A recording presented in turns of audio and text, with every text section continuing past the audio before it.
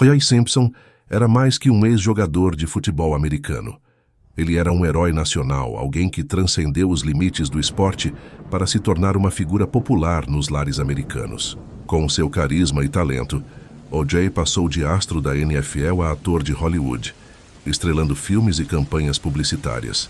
Ele não era apenas um atleta, mas um ícone que simbolizava sucesso e perseverança. Em 1985, O.J. casou-se com Nicole Brown, uma jovem bela e carismática. Juntos formavam o casal perfeito aos olhos do público. No entanto, atrás das portas fechadas, o relacionamento entre O.J. e Nicole não era tão harmonioso quanto parecia. Relatos de discussões acaloradas e episódios de abuso doméstico começaram a surgir. O.J., com sua fama e influência, conseguiu manter muitos desses problemas longe dos holofotes. Em 1992, após anos de tensão, Nicole decidiu se separar. Ela buscava uma vida longe da sombra de O.J., tentando encontrar sua própria identidade. No entanto, mesmo após o divórcio, os problemas não desapareceram. Nicole ainda relatava perseguições e intimidações, enquanto O.J. mostrava dificuldades em aceitar o fim da relação. Apesar da separação formal, o vínculo entre eles continuava tumultuado. Essa fase da vida de O.J.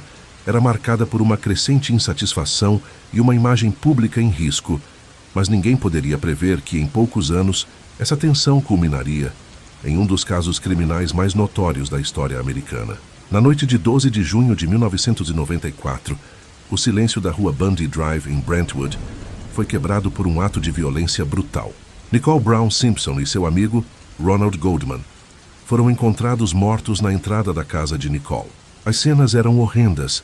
Ambos haviam sido esfaqueados múltiplas vezes, com sinais claros de luta. O horror do crime chocou não apenas a vizinhança, mas todo o país. Nicole, com apenas 35 anos, já havia chamado a polícia diversas vezes em anos anteriores, relatando o comportamento agressivo de O.J. Simpson. Apesar dos avisos, ninguém imaginava que a situação chegaria a esse ponto. Ronald Goldman, um jovem de 25 anos, havia ido à casa de Nicole naquela noite para devolver um par de óculos que ela havia deixado no restaurante onde ele trabalhava. Ele se tornou uma vítima inocente de um crime trágico. A investigação policial começou imediatamente, e as primeiras evidências começaram a surgir. Próximo aos corpos, uma luva ensanguentada foi encontrada, e os detetives descobriram pegadas que indicavam uma possível fuga do assassino. O nome de O.J. Simpson rapidamente entrou no radar da polícia. Era impossível ignorar o histórico de violência entre O.J. e Nicole e o fato de que ele ainda mantinha uma presença constante na vida dela, apesar da separação. O país, chocado com a notícia dos assassinatos, ficou ansioso por respostas. A mídia começou a cobrir o caso de maneira intensa, e o nome de O.J. Simpson, antes reverenciado, começou a ser questionado. A conexão entre ele e o crime parecia forte, mas ainda havia muitas perguntas sem resposta. A partir daquele momento, o destino de O.J. tomaria um rumo inesperado, levando-o diretamente ao centro de um dos julgamentos mais midiáticos de todos os tempos. Com as evidências iniciais apontando na direção de O.J. Simpson, a investigação policial ganhou uma nova intensidade. Além da luva encontrada na cena do crime, amostras de sangue recolhidas sugeriam que O.J. estava presente no local na noite dos assassinatos. A polícia começou a conectar os pontos, e as suspeitas em torno do ex-jogador de futebol cresceram rapidamente. O.J. negava veementemente qualquer envolvimento nos assassinatos. No entanto, o cenário estava montado. A polícia havia encontrado um segundo par de luvas em sua casa, também cobertas de sangue. A mídia, por sua vez, já havia começado a transformar o caso em um espetáculo público. As câmeras estavam sempre apontadas para O.J., capturando seus movimentos, enquanto jornalistas e comentaristas especulavam sobre sua culpabilidade ou inocência. Pouco depois do início das investigações, O.J. foi formalmente acusado dos assassinatos de Nicole e Ronald. Ele foi instruído a se entregar à polícia, mas em vez disso, o caso tomou uma reviravolta dramática quando O.J. desapareceu de vista, gerando uma onda de especulações sobre seu paradeiro. Os indícios eram claros. As provas ligavam O.J. diretamente à cena do crime, e a acusação contra ele parecia inevitável. No entanto, o que aconteceu a seguir mostrou que este caso estava longe de ser comum. A vida de OJ estava prestes a desmoronar em uma espiral de desespero e tensão que cativaria o público americano.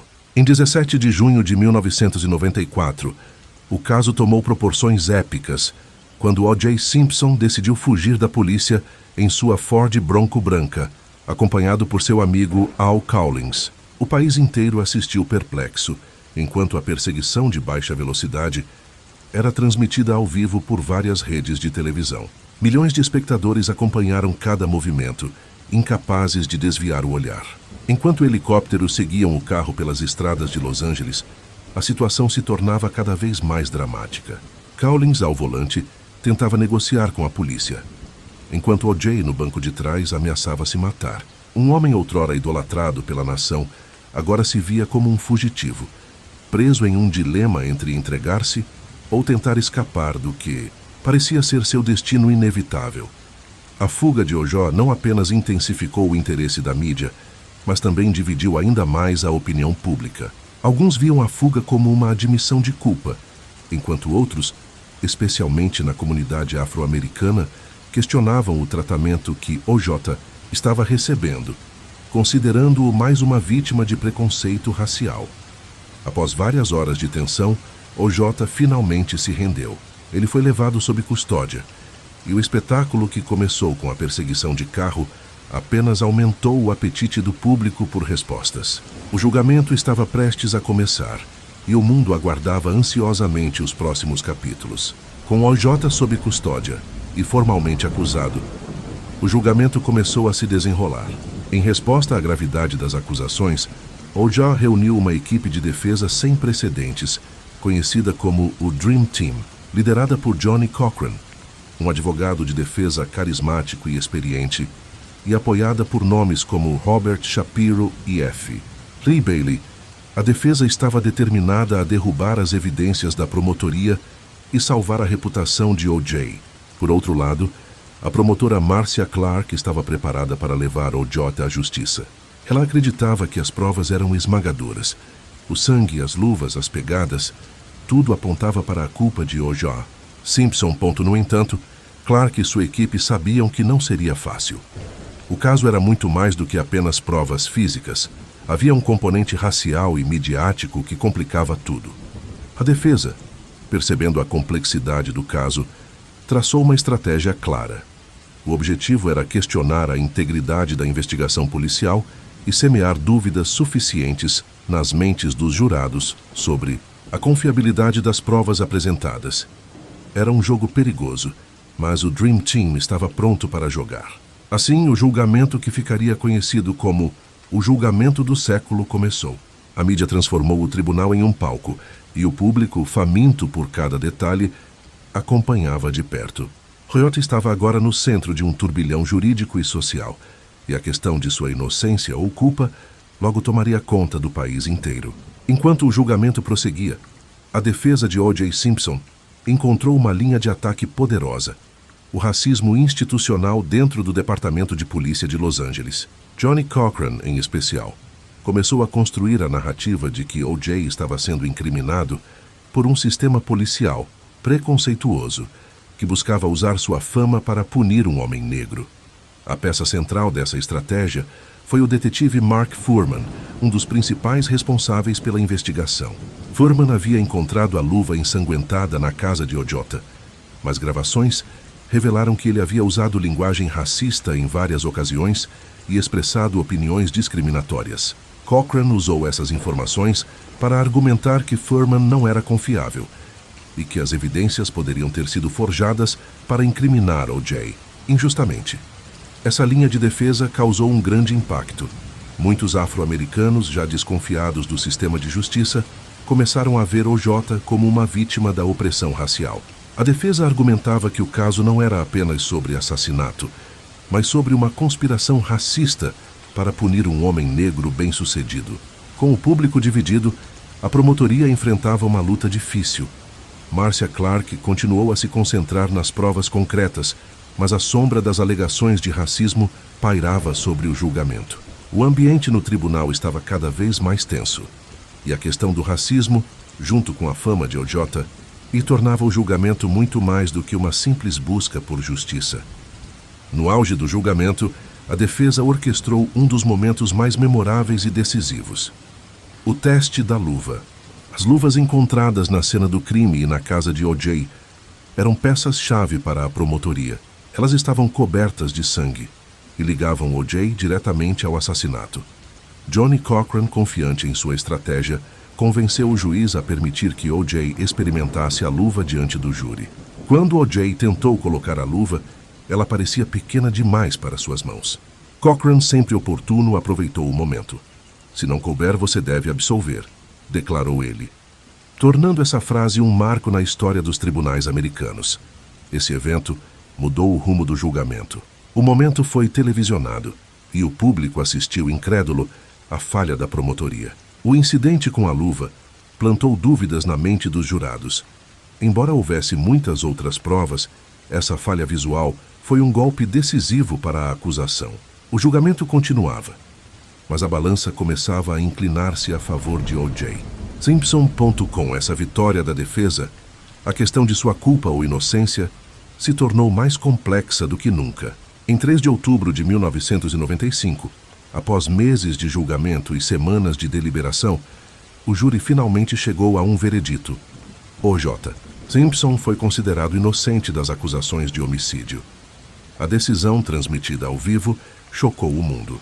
Dentro do tribunal, a alegria de O.J. e sua equipe de defesa contrastava com o desespero e a tristeza das famílias de Nicole Brown, Simpson e Ronald Goldman.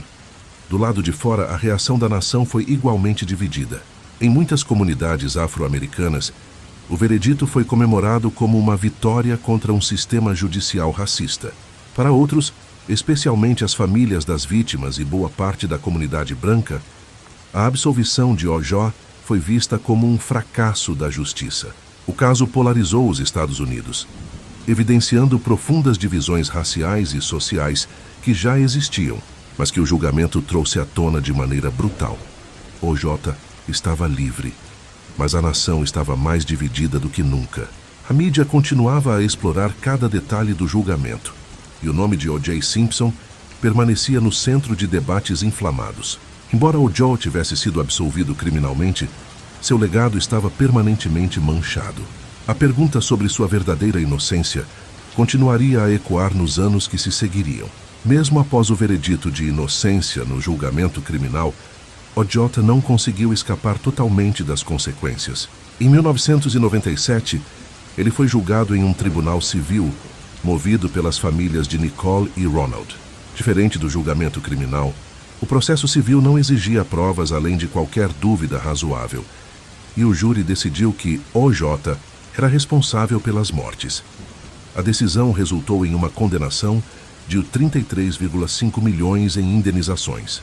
Embora essa condenação não o levasse à prisão, o peso financeiro e moral foi esmagador. O.J. perdeu grande parte de sua fortuna, além de enfrentar a constante pressão da mídia e do público. Sua imagem antes glorificada agora estava em ruínas. Nos anos que se seguiram, O.J. tentou, sem sucesso, reconstruir sua vida. A outrora estrela brilhante do esporte e do entretenimento, agora vivia sob a sombra dos crimes pelos quais sempre seria associado. Sua história, que começou com fama e glória, terminou marcada por escândalos, processos e uma luta sem fim para limpar seu nome. Assim, o destino de O.J. Simpson foi selado, não pela justiça criminal, mas pela opinião pública e pela história, que nunca o deixaria escapar completamente de seu passado.